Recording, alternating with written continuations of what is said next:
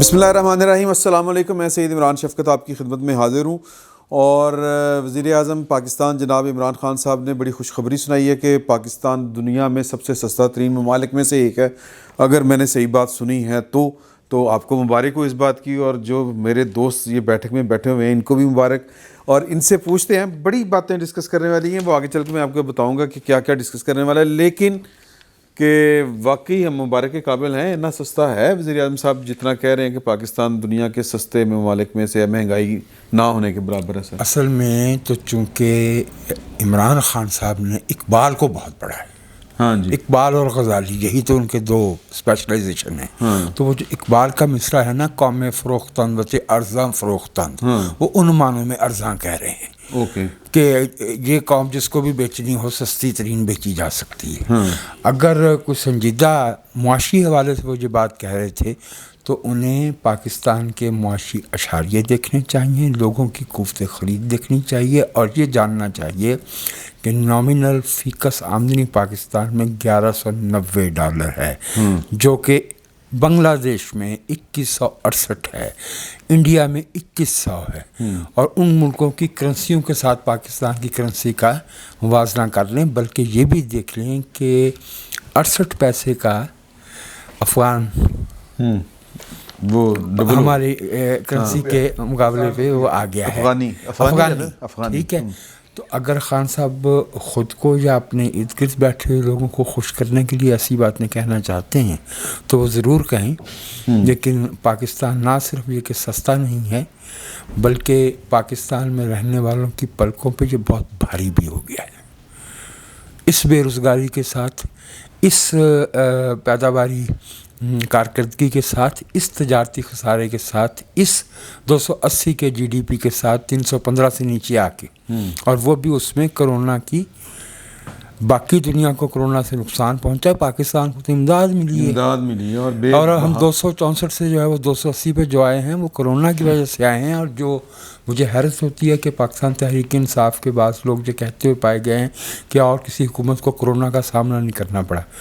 معاف کیجیے گا, 2005 میں یہاں زلزلہ آیا, 2010 میں یہاں انپریسیڈنٹڈ ویسٹرن ریورز میں سیلاب آیا, اور ہم نے بہت کچھ دیکھ رکھا ہے. لیکن ان سے یہ سوال کرنا چاہیے کہ صاحب ہم آپ سے فروری 2019 کے بعد کے اعداد و شمار نہیں پوچھتے. آپ ہمیں بتائیے کہ اگست 2018 سے فروری 2019 تک آپ نے کیا کارکردگی دکھائی تھی. 2020 تک 2020 نہیں, 19 کے فروری 26 فروری کو پہلا کرونا کیس پاکستان میں آ گیا.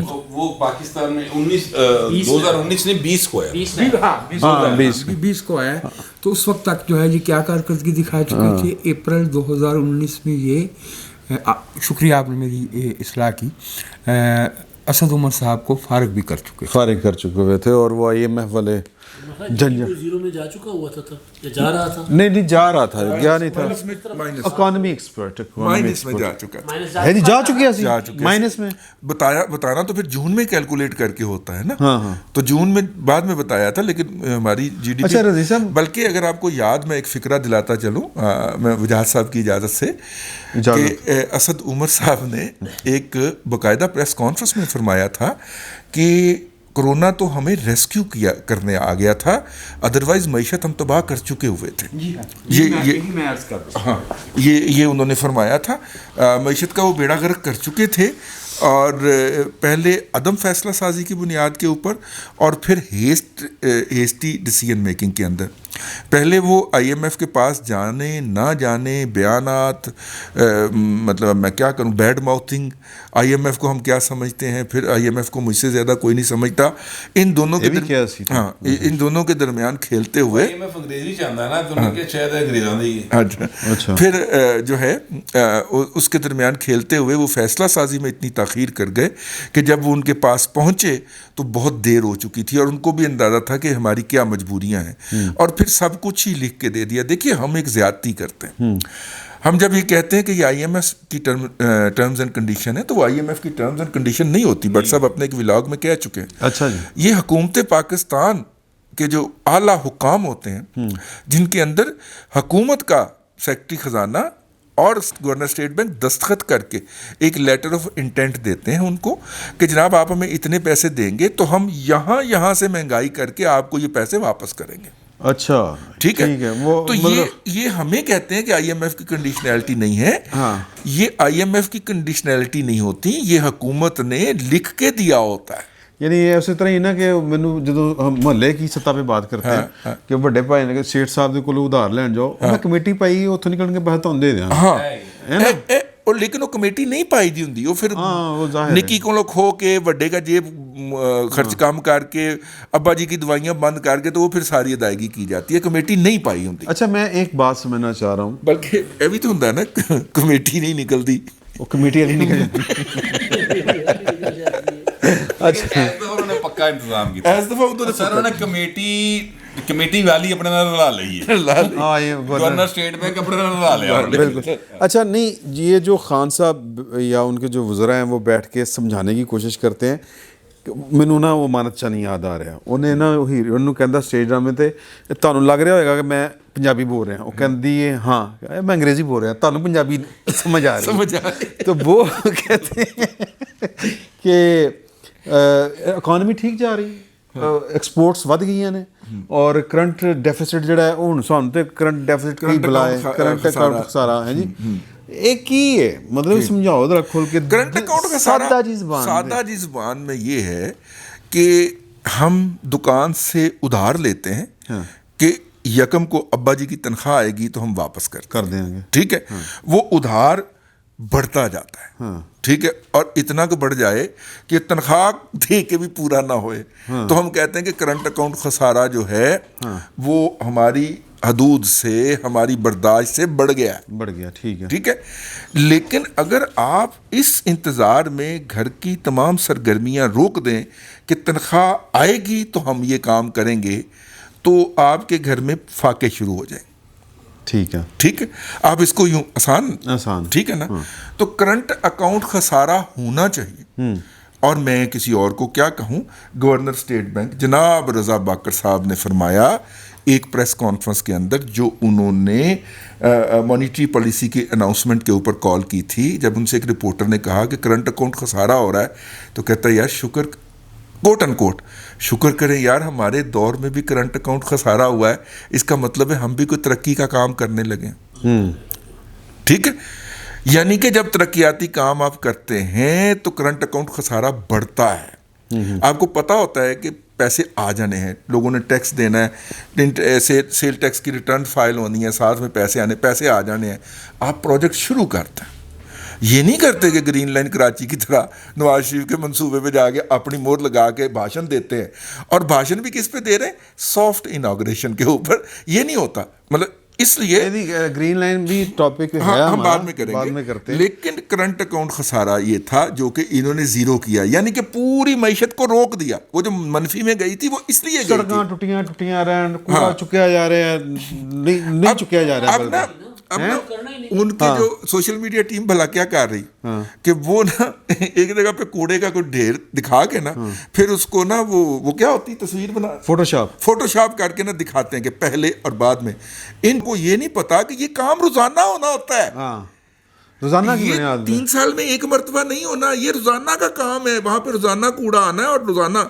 بھائی میں آپ کو عرض کروں کہ اگر آپ نہر کے کنارے سے وفاقی کالونی پہ اتریں تو قبرستان کے ساتھ جو دیوار ہے اس پہ نہ صرف کہ ایک لمبی پہاڑی بنی ہوئی دفتر کے باہر, لیکن وہ پہاڑی ہے اور وہ چلتی جا رہی ہو, کوہ ہمالیہ کا سلسلہ چلتا جا رہا ہے.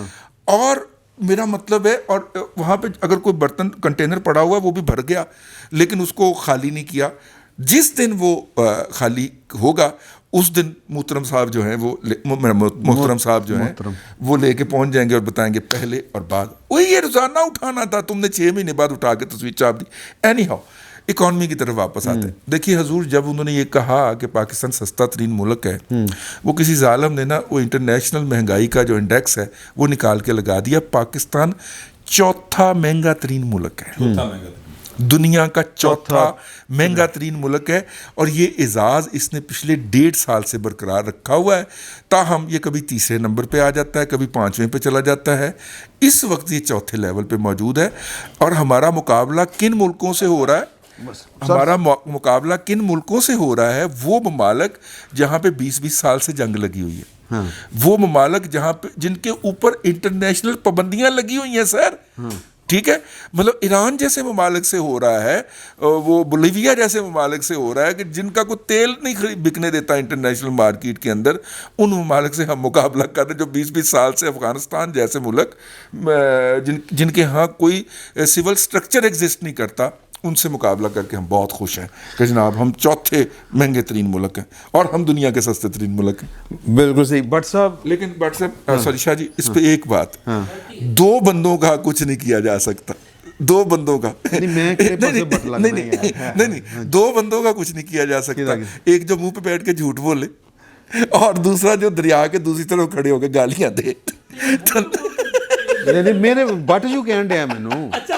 हाँ दसो मैं बट लगना ही हैं तानू बट मैं क्या एक बट ने क्या भाई मैं नहीं क्या अच्छा तू ਜਿਹੜਾ ਲੁਕ ਮੈਂ ਛੇੜਿਆ ਸਾਰੇ ਨੇ ਮੈਨੂੰ।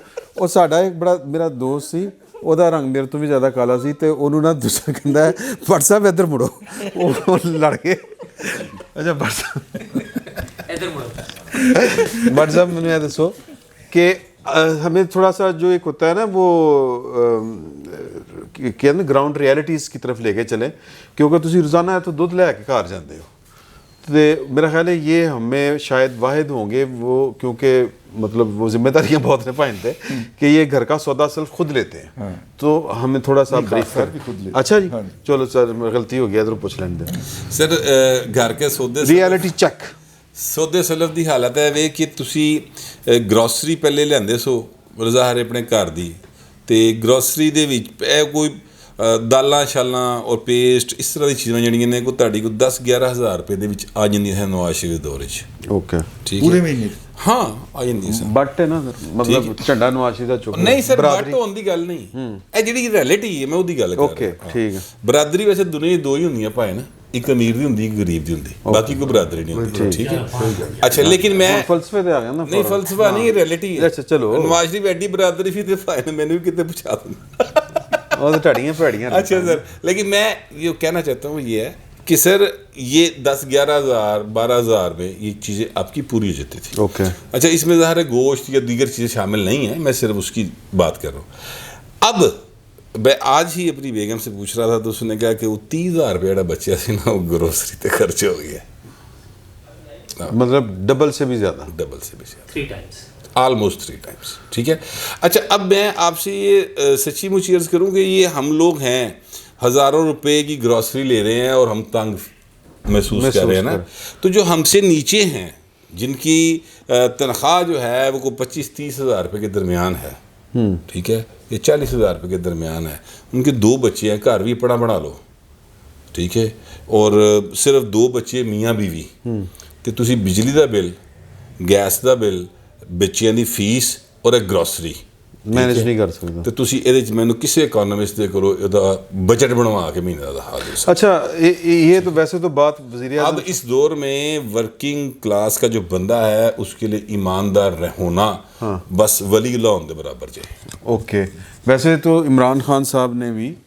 आपको याद होगा नूरुल्लाह साहब, वो कहा था कि मेरा तनहाज गुजारा नहीं होता, याद है आपको? 2 लाख सी तनहा, हालांकि वो खुद खर्च 8 लाख की थी, 8 लाख की थी और 8 लाख की सहूलत भी दस्तयाब है। हालांकि वो खुद अपना घर नहीं चलाते। तो असल मसला ये कि उन्होंने घर तो चलाना ही नहीं होता ना, घर के तो जिम्मेदारी और बहुत से लोगों की। अच्छा नहीं, वैसे एक बात है कि यार ये पाकिस्तान इन हालों में सिर्फ इमरान खान साहब की वजह से पहुंचा, ये ग्रेजुअली हम आ रहे हैं इस तरह। अच्छा ये जो बात अभी भट्ट साहब ने की ना कि इतने पैसों में घर का बजट नहीं बनता, ये हर दौरे हुकूमत में ये बहस चलती रही है। जो लोअर साइड पे है, जो हमारा मिनिमम वेजेस का जो सिस्टम है उसमें कभी भी घर का बजट क्योंकि नहीं इमरान खान साहब के जो है ना चाहने वाले, उनके सपोर्टर, वो यही बात करते हैं। नहीं, लेकिन उसका जो तब्दीली आई है ना, माशाल्लाह से जो तब्दीली वाकई आई है वो ये है کہ جو خان صاحب نے تو فرما دیا نا, ان کا تو طریقہ یہ ہے کہ اپنا جو انہیں سمجھ آتی ہے, پتہ نہیں کس وہ حالت میں ہوتے ہیں, جو انہیں سمجھ آتی ہے وہ بات کہہ جاتے ہیں. جو سستا ترین ملک ہونے کا ہے, ہر چیز کی قیمت اتنی بڑھ گئی ہے کہ وہ لوگ جو پہلے تنگ تھے وہ اس سے 2-3-4 گنا زیادہ تنگ ہو گئے ہیں. بجلی کا بل اب سردیوں میں جو بجلی کا بل آ رہا ہے 5 سے 8 ہزار روپے ایک عام چھوٹے گھر کا, جہاں پہ صرف لائٹیں جل رہی ہیں اور پنکھا بھی نہیں چل رہا, شاید ایک وہ فریج یا ریفریجریٹر ایک چل رہا اور ایک 2-4 لائٹیں جل رہی ہوں گی, وہاں پر یہ چلا گیا ہوگا. پانی کا بل, گیس کا بل, یہ ساری چیزیں جہاں پہنچ گئی ہیں یہ عوام آدمی کی پہنچ سے باہر ہوتی جا رہی ہیں, اس کی برداشت سے باہر ہوتی جا رہی ہیں. انکم کم ہو رہی ہے, مہنگائی بڑھ رہی ہے, ہر چیز کے, وہ دالوں کا ریٹ یا جیسے گروسری کی بات کر رہے ہیں, ہر چیز کی قیمت کو آگ لگی ہوئی ہے. اچھا جی, یہ عوام کی مشکلات میں اضافہ ہو رہا ہے, عوام کے پس گئے ہیں, یہ ہے وہ اس کا جو بیرومیٹر ہے وہ کیا ہے, وہ انڈیکیٹر کیا ہے کہ ہمیں کہاں سے پتہ چلتا ہے؟ نہیں, مجھے اس لیے پتہ چلتا ہے جب میں شاپ پہ جاتا ہوں چیزیں خریدنے کے لیے, مجھے پتہ چل جاتا ہے کہ میری جیب میں جو پیسے ہیں. نہیں, وہ تو آپ خرید کے گھر آ جاتے ہیں. ہاں جی, ہاں جی. مطلب مینو کس طرح پتہ چلے گا کہ آپ تنگ ہیں یا فلاں صاحب تنگ ہیں؟ یہ تو عوام نے تو پھر سکون مول مٹھا چول نال تو فرق ہی کوئی نہیں پیندا پیا. نہیں, عوام کو تو فرق پڑ رہا ہے. شاید پولیٹیکل پارٹیز نے بھی اب تو تھوڑا سا احساس کر لیا ہے, اگرچہ انہوں نے مہنگائی مارچ, لیکن وہ مارچ میں ہاں انہوں نے جا کے 23 مارچ کو دیا.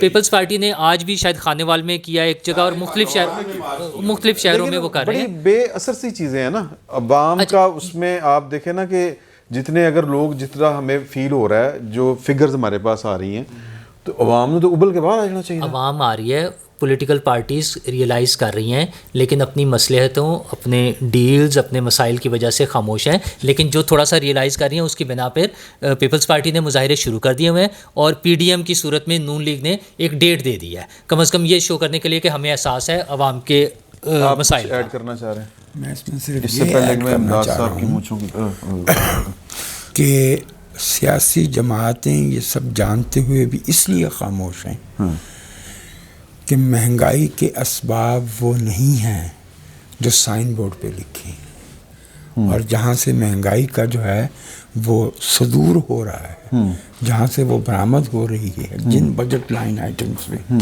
ان کو نہ یہ سیاسی جماعتیں ٹچ کر پائیں گی اور نہ موجودہ جو اصل گڑبڑ ہے, جو اصل گڑبڑ ہے.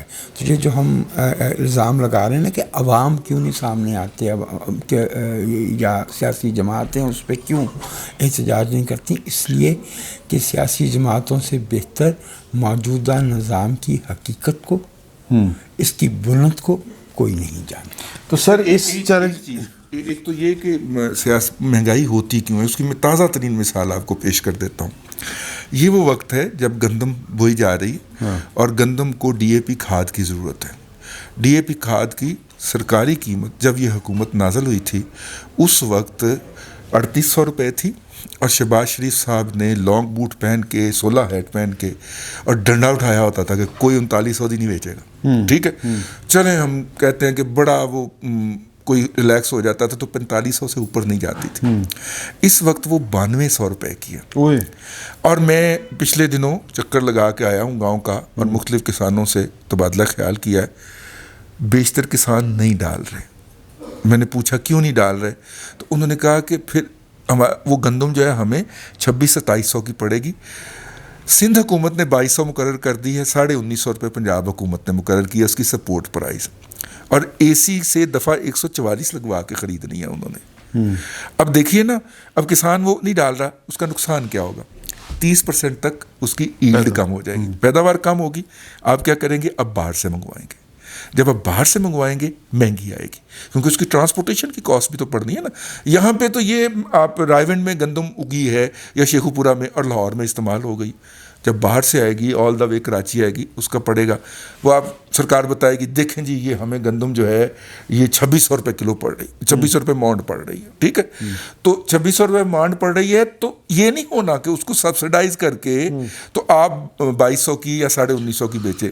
ہونا یہ ہے کہ سرکار نے کہنا کہ 2600 انٹرنیشنل پرائس ہے, تو انٹرنیشنل پرائس پہ خریدیں, ہم آپ کو سستی کیسے دے سکتے ہیں. تو وہ جو سرکار کی اے ٹی ایم مشینیں جنہوں نے 1900, 1950, 2000 کے اوپر خریدی ہوگی, وہ پھر 2600 پہ سرکار کو بیچ دیں گے. یہ ہے مہنگائی سر. وہ کہتے ہیں, ان کے کہنے کا مطلب یہ ہے کہ وہ جو ATM مشینیں ان کے گاڈ فادر جو ہے نا, وہ ATM مشینیں کھاد میں بھی کما رہی ہیں اس وقت لمحہ موجود میں, ہر جگہ اسٹیٹ. وہ تو سالڈ ویسٹ سے بھی کما رہی ہیں. ہاں جی, ہاں بالکل, نالوں سے بھی کما رہی ہیں, پتہ نہیں کتوں کتوں کما رہی ہیں. سر یہ گل دسو کہ یہ عمران خان صاحب اور ان کی جو کابینہ ہے وہ یہ کہہ دیتے ہیں بڑے آرام سے کہ یہ انٹرنیشنل فنامنا ہے مہنگائی, وہ پوری دنیا میں مہنگائی ہو رہی ہے. اے بارے میں تھوڑی جی روشنی پاؤ. وہ تو دونوں استادوں نے بتا دیا نا کہ بھائی اس کو تو آپ دنیا میں مہنگائی ہے بالکل ہے, لیکن لوگوں کی قوت خرید بھی تو ہے نا, پر کیپٹا انکم جو ہے وہ ہماری کیا ہے اور وہاں کیا ہے دنیا میں. اب یہ کہہ دینا اگر کرونا والا معاملہ جو تھا, کرونا سے تو ہم نے میرا خیال رزق کمایا ہے. نہیں وہ بڑا کرونا نے تو ہمیں سپورٹ دی ہے, حساب کتاب بھی کوئی نہیں ہے. ਉਹਦੇ ਉੱਤੇ ਵੀ ਗੱਲ ਕਰਨੀ ਹੈ ਮੈਂ ਤੁਹਾਡੇ ਨਾਲ ਨਾ. ہاں تو کرونا میں تو ہم نے کمایا. یہ سر بات یہ ہے کہ جو آپ نے پہلے سوال کیا تھا نا کہ ہر دور میں ہم یہ بات کر رہے ہوتے ہیں کہ جی عمران خان صاحب نے 90 دن کا ٹائم دیا تھا.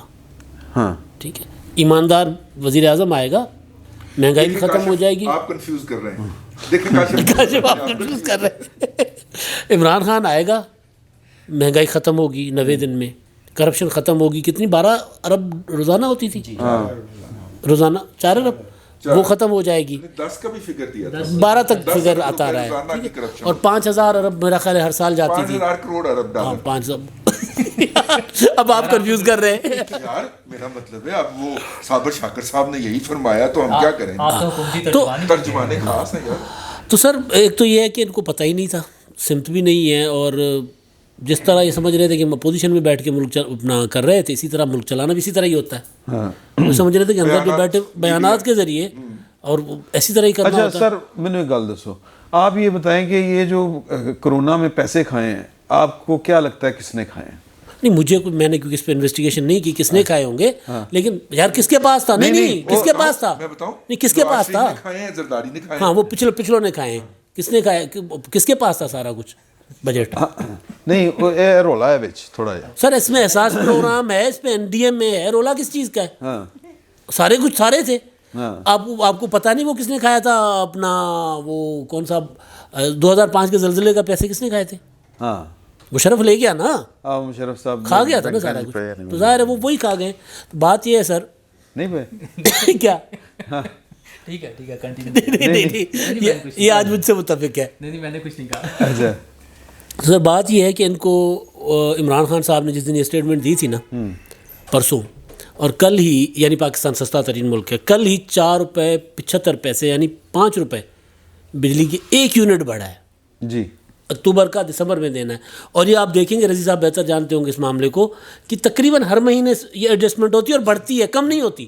بھائی فیول کم بھی تو ہوتا ہے نا, پچھوں بھی پا دیں نا. یہ کہہ چکے ہیں, شوکت ترین صاحب بتا چکے ہیں کہ ہم یہ بڑھائیں گے.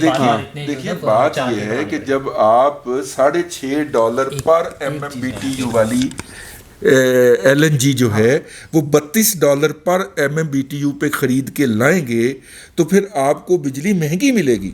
اور یہ سازش ہی اسی لیے ہے کہ وہ جو ہم نے دنیا کے بہترین بجلی گھر لگائے تھے, جنرل الیکٹرک کی سب سے لیٹسٹ ٹیکنالوجی 64% ایفیشنسی والی لگائی تھی, ہم نے ثابت کرنا ہے, اس حکومت نے اور اس کے لانے والوں نے یہ ثابت کرنا ہے کہ یہ ناکام ترین منصوبے تھے, یہ مہنگی ترین بجلی پیدا کرتے ہیں.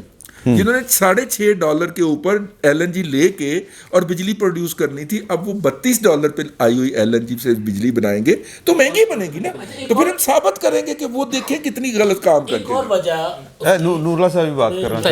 نہیں کر لیں پھر بعد میں کر لیتے. میں اسی نہیں لڑ رہا. ہاں میں اچھا صحیح صاحب کی طرح سمجھ گیا تھا. اچھا سر, کل CM سندھ کے نا ایک اسٹیٹمنٹ چل رہی, انہوں نے پریس کانفرنس کی تھی. انہوں نے کہا کہ وزیر اعظم عمران خان صاحب نے کابینہ کے اجلاس میں کہا کہ میرے ایک دوست کا پیٹرول پمپ ہے, میں نے اس سے پوچھا کہ یار یہ جو ڈیلر منافع ہے یہ ہم کیوں دیں آپ کو, نہیں دیں گے. انہوں نے کہا آپ نہیں دیں گے تو ہم نے پیمانہ کم کر دینا ہے, یعنی ہم نے کم تولنا ہے, کم ناپنا, تو اس وجہ سے ہم نے مہنگی کر دیا. بلیک میل ہو گئے. یہی کچھ ادویات میں ہوا تھا جی. ادویات کیوں مہنگی کر دی, وہ 195% ہوئی تھی ایک بار. ادویات ہوں یا TLP ہو, بلیک میل ہی ہوں. اچھا یہی کچھ پیٹرول والا جو 25 روپے ایک ہی دن میں بڑھایا تھا, وہ جو غائب وہ کمپنیوں نے کر دیا تھا, اور اس پہ پھر بڑا فخر سے بتایا گیا تھا کہ یہ پرائس بڑھا کے ہم نے اویلیبل کیا ہے تاکہ ملے. صرف جو جہاز کراچی کے کنارے کراچی میں سمندر کے کنارے کھڑے قیمتیں نہ بڑھاتے تو 8 ارب روپیہ ان کو ایک آرڈر کے ذریعے پروفٹ بڑھ گیا تھا ان کا. باقی اصل تو مسئلہ اصل جو ہے نا اس کی مہنگائی, سرکار کی اپنی رپورٹ میں اپنے پاس مہنگائی کی ذمہ دار اصل میں کیکڑا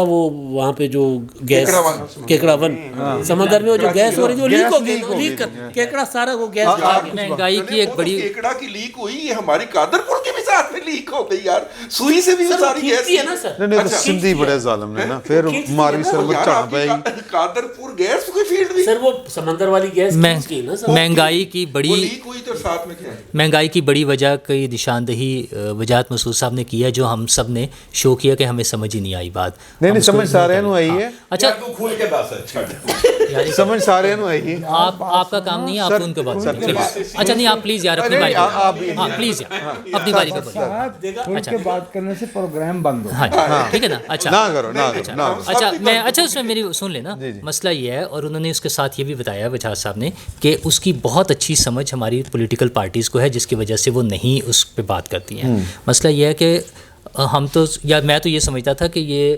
لوگوں کو جھوٹے کوئی نشے کے انجیکشن لگا کے اس طرح کی باتیں سکھانا کہ جس بہت سستے ہیں, بہت اچھا ہے, بہت ایماندار ہے, وہ کس پارٹی کے وہ تھا.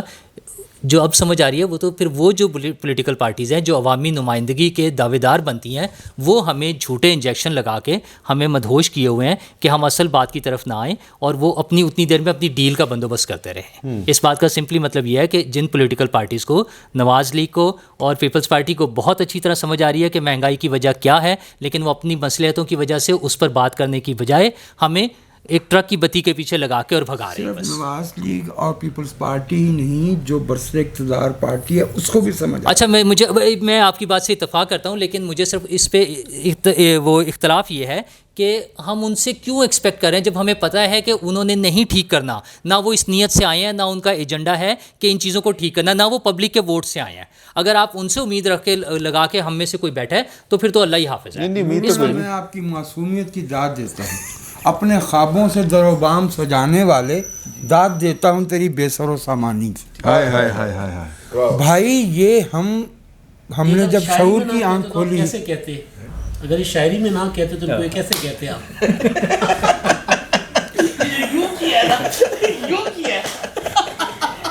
نہیں شاعری تو آج تو ایک شاعر بھی موجود ہے, شاعری تو ہم آج ان سے سنیں. وہ تو آج تو ملک الشعراء موجود ہیں, ہمیں تو ذرا محفل گرم کر رہے ہیں. اچھا سید, بات یہ ہے کہ یہ مہنگائی اور جو اس طرح کی باتیں اور یہ کہ عوام کا جینا حرام ہو گیا, یہ جب سے ہم نے شعور کی آنکھ کھولی ہے mid-70s سے, یہ ہم اسی طرح سے سنتے چلے آ رہے ہیں. اور یہ بھی ہمیں سمجھنا چاہیے کہ ہمارے ملک کا جو اقتصادی بحران ہے یہ آج کا نہیں ہے, یہ 70 برس پرانا ہے. کیونکہ یہ معیشت جڑی ہوئی ہے عوام کے حق کے حکمرانی کے چلے جانے سے. اور وہ کبھی وقت تھا تب پرمٹ لیے جاتے تھے, لائسنس دیے جاتے تھے, پھر وقت آیا اب ہاؤسنگ سوسائٹیز وغیرہ دی جاتی ہیں اور اس طرح کے دوسرے.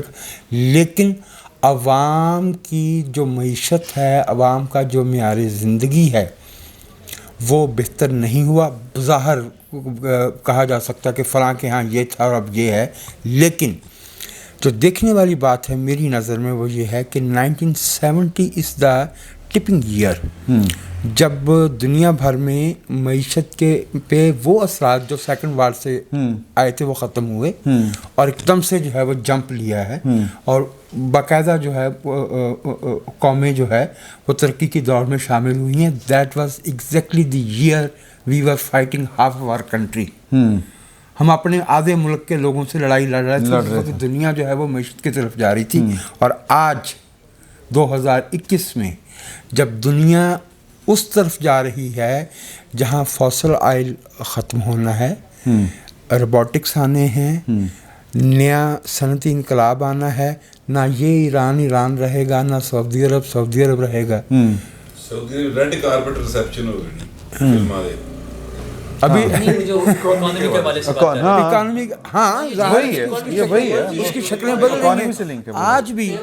आज भी एन 1970 की तरह 50 बरस बाद आज भी we are at war with our own people. हम ये जो 350 अरब रुपए के नए टैक्स लगाएंगे, आपके ख्याल में ये मियाँ मंशा पे लगेंगे? नहीं, गरीब रेड्डी साहब पे लगेंगे? वो तो दिन दुगनी रात चुगनी तरक्की कर रहे हैं। वो मेरा ये ख्याल है कि बिलवास्ता टैक्स लगाए जाते हैं, डायरेक्ट नहीं लगाए जाते, हाँ। ठीक है, ख़ास शुबों को रियायत दी जाती है। और ये मुमकिन नहीं कि हमारे यहाँ ओपन मार्केट इकानमी भी हो और रियासती इदारे शहरियों के साथ मुकाबले पे बिड करें, तो भाई मईशत कैसे आगे बढ़ेगी? मतलब फिर ये या ते मतलब ये जो नहीं मतलब या ते इधर दियां वादियां चलणगियां तो या फिर बैरिया टाउन चलेगा। पुराने ज़माने में बीच में से रेलवे लाइन गुजरा करती थी, अब कोई और बुलेवार्ड गुजरती है, अमीर और गरीब में। हाँ बिल्कुल। अच्छा देखिए, मेरे अहबाब ने पूरी आज की महफिल के अंदर ये कह के इस असर को कम करने की कोशिश की कि जी हर दौर के अंदर ये रोना रहा है कि गरीब आदमी का बजट नहीं बनता, तो ये नहीं होता, तो वो नहीं होता। मतलब नहीं, उनका पॉइंट ऑफ व्यू था, वो रखा गया था। हाँ, नहीं, मेरा मतलब है कि ये हर दौर के अंदर फिनोमिना रहा है, ये ठीक है। लेकिन दुनिया के अंदर जो नई वेल्थ जनरेशन होती है, जब पैसा एक हाथ से दूसरे हाथ में जाता है तो नया सरमाया वजूद में आता है। ये जो वेल्थ जनरेशन होती है, उसके नतीजे के अंदर दुनिया के तमाम अक़वाम के तमाम अफराद की फीकस आमदनी बढ़ती है। तो पैरामीटर एक हो गया ना। अब वो जो लोग हैं ना, वो जो जिन्होंने इस मुल्क में 73 साल से 74 साल से कब्जा किया हुआ है, और जो आपके बजट का 40% जो कलेक्शन होती है वो लेके तो कहते हैं कि साहब असी कोई नहीं देना, पर जरा साहब मंगे वो गद्दार होता है। नहीं, और वो कहते उनका नहीं, प्रोपेगेंडा ये होता है, वो कहते हैं तुसी प्रोपेगेंडा करते हो। ये प्रोपेगेंडा होता है कि देखें जनाब, ये बदनसीब लोग हैं, ये गद्दार राह के एजेंट हैं, इन्हें ये नहीं नजर आता इस मुल्क में कितने मोबाइल आए हैं, इस मुल्क में कितनी गाड़ियां आई हैं, इस मुल्क के अंदर लोगों ने कितने घर बना लिए हैं, कितने DHA में प्लाट बिक गए हैं, इनको ये नजर नहीं आता। बुनियादी तौर पे कौम की खुशहाली या आसानी का अंदाजा इससे होता है कि वहाँ पे फीकस आमदनी कितनी है।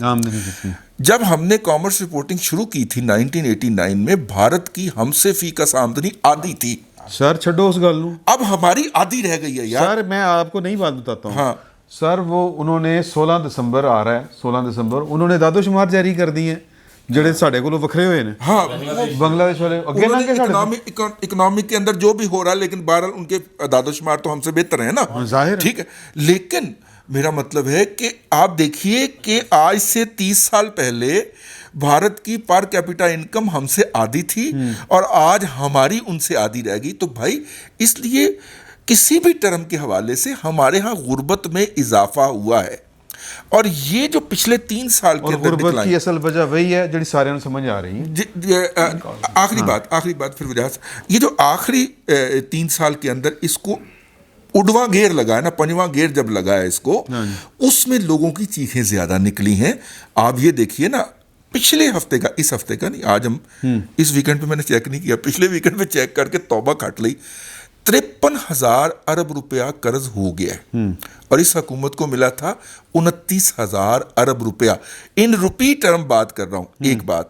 दूसरी बात, ज़र मुबादला की टर्म की बात कर लें तो 121 अरब डॉलर जो हमने गैर मुल्की लोगों को देना है, वो तो अपनी जगह के ऊपर 17 या 27 अरब डॉलर गवर्नमेंट ने अगले जून तक के लिए प्लान कर लिया, जो उन्होंने मजीद लोन लेना है। अगर 17 के साथ भी मेरी याददाश्त साथ दे रही है तो जून 2021 तक आपका ज़र मुबादला का जो कर्ज होगा वो 138 अरब डॉलर हो जाएगा। आप बैरूनी की बात कर लें, और ये 94 से सफ़र शुरू हुआ है। आप बैरूनी की बात कर लें, अंदरूनी की बात कर लें। सर आप कुछ कहना चाह रहे हैं? इख्तलाफ तो मेरा कोई नहीं है रज़ी भाई से। वो एक और ज़ाविये से देख रहे थे, मैं एक निहायत मेरी राय में जो बुनियादी बात है उसकी तरफ इशारा करना चाहता हूँ, और वो शुरू हुई है 1980 से, जब पहली दफ़े हमने डेट सर्विसिंग शुरू की। हमने इस मुल्क के लोगों की तालीम से हाथ खींच लिया है रियासत ने, और उस वक्त 1981 के मरदमशुमारी में हमारी आबादी थी 8 करोड़ 40 लाख, और आज हमारी आबादी है 22 करोड़ प्लस। یہ جو تعلیم ہم دے رہے ہیں سرکاری اسکولوں میں، یونیورسٹیوں میں، کالجز میں، یہ ڈس فنکشنل ہے.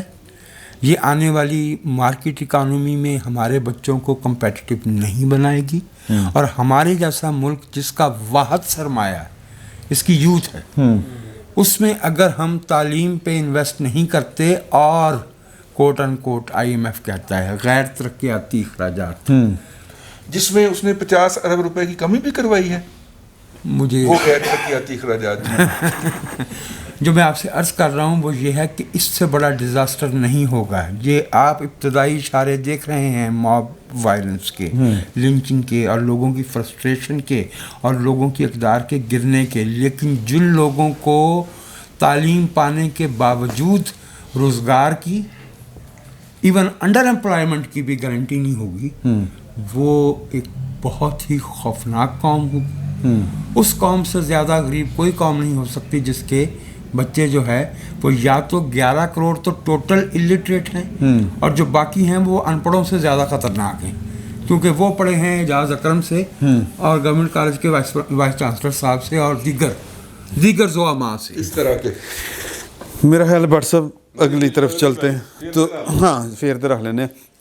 تو اکانومی ہم نے ویسے کم ہی چھیڑتے ہیں، لیکن بڑی سیر حاصل گفتگو ہو گئی اکانومی کے اوپر. اور جو وجاز صاحب نے بات کہی ہے وہ خطرے کی گھنٹی ہے آلموسٹ، کہ یہ جو لوگوں کے اندر جو لاوا پک رہا ہے وہ کسی نہ کسی صورت باہر آ رہا ہے. وہ سیالکوٹ کا واقعہ ہو یا پھر کہیں اور کا، وہ ایون کہ فیصل آباد والا بھی اسی زمرے میں ہی آتا ہے.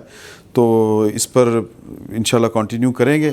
یہ پہلی نشست یہاں پہ ختم ہوتی ہے تھوڑی دیر تک، مطلب تھوڑی دیر تک نہیں، جب بھی آئے گی تو اگلی نشست بھی آپ کو دیکھنے کو مل جائے گی انشاءاللہ. فی الوقت اتنا ہی، بہت بہت شکریہ.